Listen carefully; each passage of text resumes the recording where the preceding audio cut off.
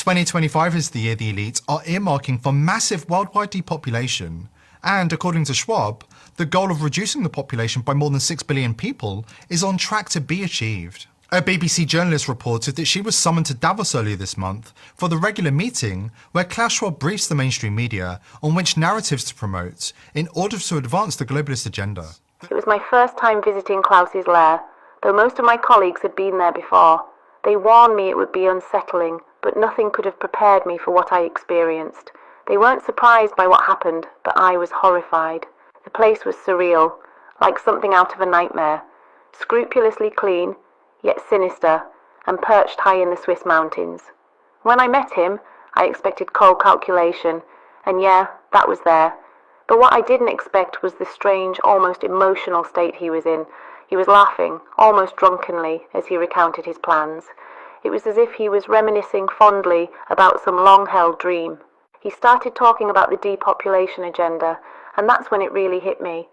He wasn't just outlining some distant theory. He was recalling it like a twisted memory, something carefully planned for decades. He said, "The chickens are finally coming home to roost." There was something about this phrase that made me feel sick to my stomach, and it wasn't just because of his accent. His voice would waver between chilling calm and sudden bursts of laughter, as if he found the whole thing amusing in the most grotesque way.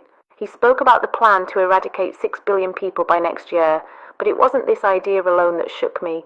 It was how he delivered it. There was a bizarre mix of pride and nostalgia in his tone. He spoke slowly and clearly, as if he were recounting a great achievement.